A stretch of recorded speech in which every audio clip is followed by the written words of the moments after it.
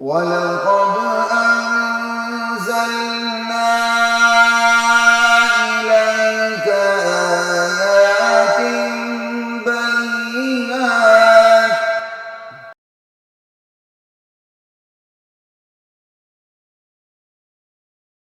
السلام علیکم ورحمۃ اللہ وبرکاتہ۔ بسم اللہ الرحمن الرحیم والصلاة والسلام علی رسولہ الکریم، اما بعد۔ خواتین و حضرات، مختصر درس حدیث کے ایک نئے سلسلے کے ساتھ خلیق الرحمن آپ سے مخاطب ہے۔ درس صحیح بخاری پہ ہمارا سلسلہ جاری ہے الحمدللہ۔ اللہ نے زندگی دی، موقع دیا، درس صحیح بخاری پہ بات ہوتی رہے گی اور حدیث کے مختلف پہلوؤں پہ بھی انشاءاللہ ہم پروگرام لاتے رہیں گے، لانے کی کوشش کریں گے علوم حدیث پر۔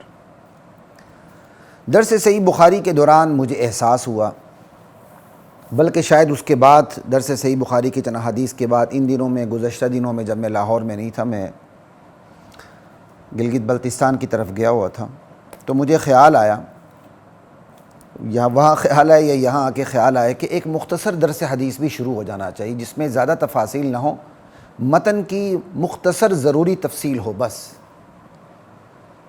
تو جو ضروری وضاحتیں ہیں، ہم جیسے درس صحیح بخاری پہ ہم کام کر رہے ہیں پوری کتاب کے اوپر، تو انشاءاللہ تفصیلات ساری وہاں ہوں گی، لیکن مختصر درس حدیث شروع کرنے کا تقاضا اس لیے بھی ہوا کہ ایک تو مختصر ترجمہ تشریح آ جائے، اور اس کے ساتھ ساتھ کرنٹ افیئرز کو، کرنٹ حالات کو، ایشوز کو سامنے رکھتے ہوئے احادیث کا بھی بیان ہو جائے، اس کی امپلیمنٹیشن ہو جائے، اور اس کے ساتھ ساتھ نت نئے موضوعات کے اوپر احادیث کا ذخیرہ آپ لوگوں کے سامنے رکھا جائے، تاکہ اللہ مجھے بھی، آپ کو بھی، پوری امہ کو اس پر عمل کرنے کی توفیق عطا فرمائے۔ تو مختصر درس حدیث کے اس نئے سلسلے کی جو پہلی حدیث ہے وہ صحیح مسلم کی حدیث نمبر 93 ہے، جس کا انتخاب الحمدللہ کیا گیا، اور یہ حدیث حدیث جبریل کے حوالے سے مشہور ہے، جس میں اسلام، ایمان اور احسان کو ڈیفائن کیا گیا ہے کہ اسلام کیا ہے، ایمان کیا ہے، احسان کیا ہے، علامات قیامت کیا ہیں۔ مختصر ہے، جس طرح سورۃ الفاتحہ کو ام الکتاب کہا جاتا ہے، قرآن کریم کا خلاصہ، تو حدیث جبریل کو ام الحدیث، ام السنہ کہا جاتا ہے، کہ تمام ذخیرے احادیث کا عطر اور خلاصہ ہے۔ تو سنیے،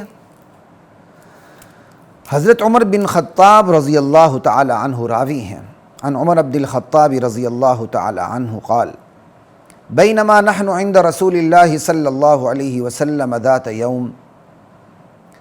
حضرت عمر بن خطاب فرماتے ہیں کہ ایک دن ہم نبی کریم صلی اللہ علیہ وآلہ وسلم کی بارگاہ میں حاضر تھے، اذ طلع علینا رجل، ہم کیا دیکھتے ہیں، ایک شخص نمودار ہوتا ہے، شدید بیاض الثیاب، انتہائی اس نے سفید کپڑے پہنے ہوتے ہیں، شدید سواد الشعر، اور بال اس کے انتہائی کالے ہوتے ہیں، لا یری علیہ اثر السفر، ہم اس پر سفر کے کوئی آثار نہیں دیکھتے، ہم پہچانتے بھی نہیں، ولا یعرفہ منا احد، ہم میں سے کوئی اسے پہچانتا بھی نہیں۔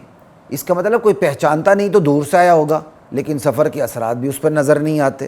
سفید کپڑے، کالے بال، نبی علیہ السلام کی خدمت میں وہ شخص حاضر ہوتا ہے، حتی جلس الی النبی صلی اللہ علیہ وسلم، یہاں تک کہ وہ نبی کریم صلی اللہ علیہ وسلم کی خدمت میں آتا ہے اور بیٹھ جاتا ہے، فاسند رکبتیہ الی رکبتیہ، اور وہ شخص اپنے دونوں گھٹنے نبی علیہ السلام کے دونوں گھٹنوں کے ساتھ جوڑ دیتا ہے، جیسے دوزانوں ہو کے بیٹھتے ہیں نماز میں، تشہد میں، اس طرح بیٹھتا ہے۔ تو نبی علیہ السلام بھی ایسے ہی بیٹھے ہوں گے، تو آ کے اس نے نبی علیہ السلام کے دونوں گھٹنوں سے اپنے گھٹنے جوڑ لیے، ووضع کفیہ علی فخذیہ، اور وہ اپنے ہاتھ اپنے رانوں پہ ایسے رکھ لیتا۔ اس کا ترجمہ یہ بھی کیا گیا کہ وہ اپنے ہاتھ نبی علیہ السلام کے رانوں پہ رکھ لیتا ہے، لیکن یہ زیادہ بہتر نہیں ہے، بلکہ علی فخذی نفسہ، یہ زیادہ بہتر ہے کہ ووضع کفیہ علی فخذیہ، وہ اپنے دونوں ہاتھ اپنے دونوں رانوں پہ رکھ لیتا ہے، یعنی با ادب ہو کے بیٹھتا ہے، ٹھیک ہے. اور ویسے اچھا چلیں وہ ایک الگ بات ہے، جب تفصیل آئے گی تو اس پہ دیکھیں گے کہ فاسند رکبتہی الی رکبتہی کا کچھ اور معنی بھی بنتا ہے کہ نہیں. ٹھیک ہے جی. وقال، اور وہ کہتا ہے وہ شخص، یا محمد، اے محمد صلی اللہ علیہ وسلم، اخبرنی عن الاسلام، مجھے اسلام کے متعلق خبر دیجیے. قال، نبی علیہ السلام ارشاد فرماتے ہیں، الاسلام، اسلام یہ ہے، ان تشہد ان لا الہ الا اللہ وان محمدا رسول اللہ. اسلام کیا ہے؟ اسلام لا الہ الا اللہ کی گواہی دینا ہے. یہ گواہی دینا، یہ اسلام یہ ہے کہ تو گواہی دے کہ اللہ کے سوا کوئی معبود نہیں، کوئی مشکل کشا نہیں، کوئی حاجت روا نہیں، کوئی دستگیر نہیں، کوئی فریاد رس نہیں. وَأَنَّ مُحَمَّدَ رسول اللہ، اسلام یہ ہے کہ تو گواہی دے کہ محمد رسول اللہ ہیں. وَتُقِيمَ الصَّلَاةَ، اسلام یہ ہے کہ تو نماز قائم کرے. وَتُؤْتِيَ الزَّكَاةَ، اسلام یہ ہے کہ تو زکوٰۃ دے. وَتَصُومَ رمضان، اسلام یہ ہے کہ تو رمضان کے روزے رکھے.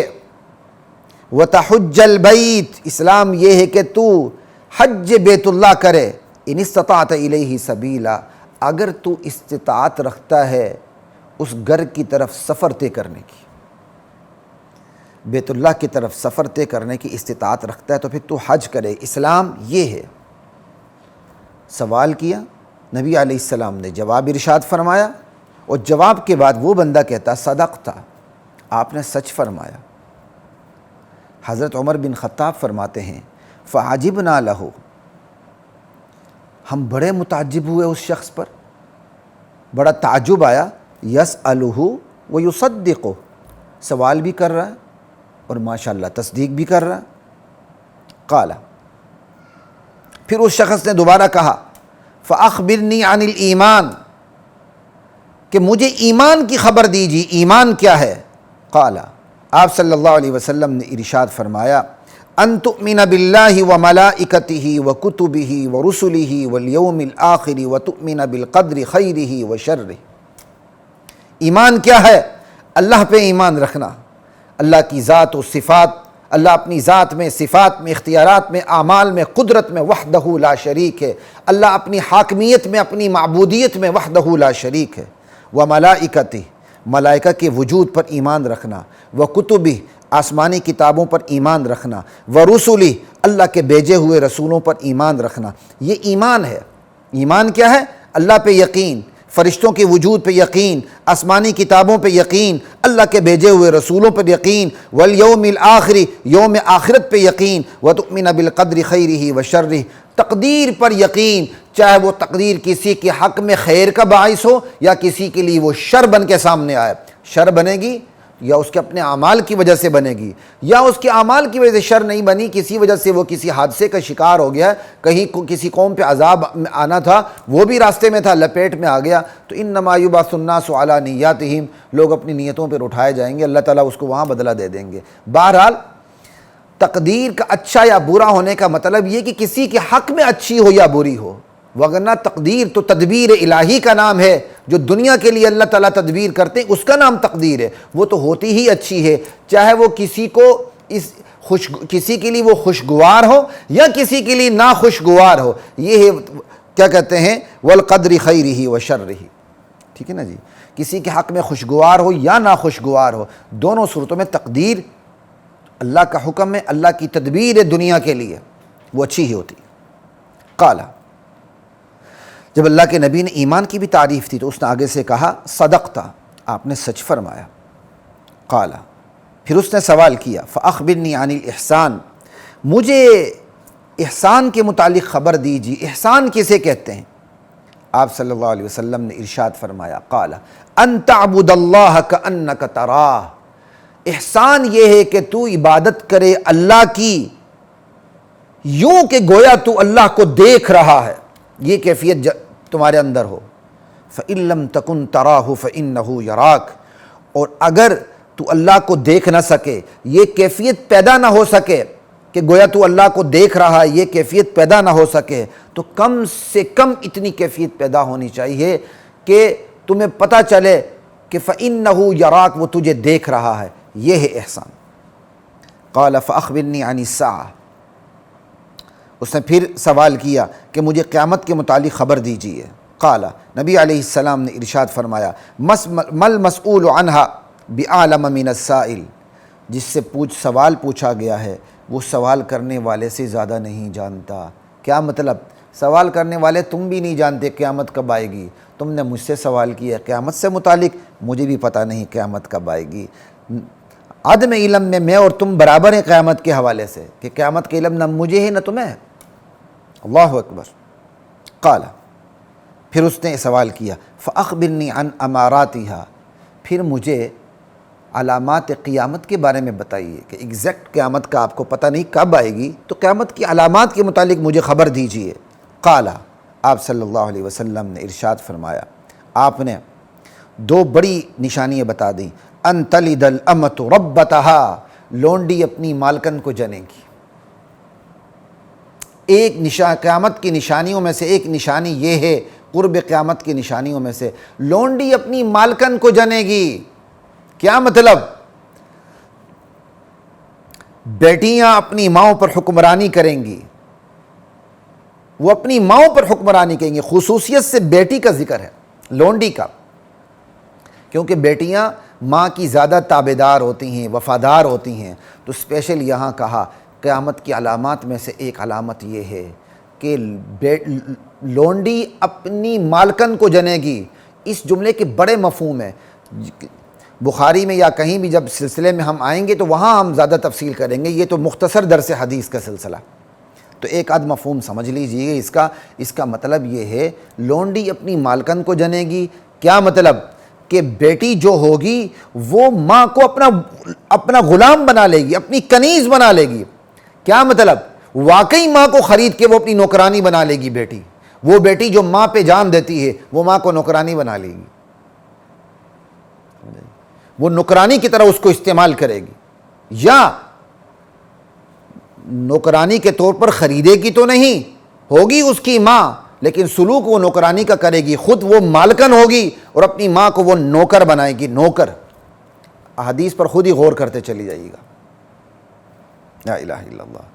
وَأَن تَرَى الْحُفَاةَ الْعُرَاةَ الْعَالَةَ رِعَاءَ الشَّاءِ يَتَطَاوَلُونَ فِي الْبُنْيَانِ، اور تم دیکھو گے کہ جو لوگ ننگے پاؤں ہیں، الحفاۃ العراۃ، جو ننگے بدن ہیں کہ بدن پر کوئی ڈنگ کا عزت کا لباس نہیں، العالۃ جو فقیر ہیں، رعاء الشاء بکریاں چرانے والے ہیں، اونٹ بھی نہیں، اونٹ والے تو بڑے کیا کہتے ہیں غنی ہوتے ہیں، بکریاں چرانے والے، یتطاولون فی البنیان، اونچی عمارات بنانے میں ایک دوسرے کا مقابلہ کریں گے۔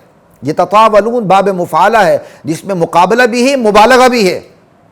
صرف یہ نہیں کہ اونچی عمارات بنائیں گے، اونچی عمارات بنانے میں مقابلہ کریں گے۔ اللہ اکبر۔ یہ دو بڑی نشانی آپ نے بتائیں۔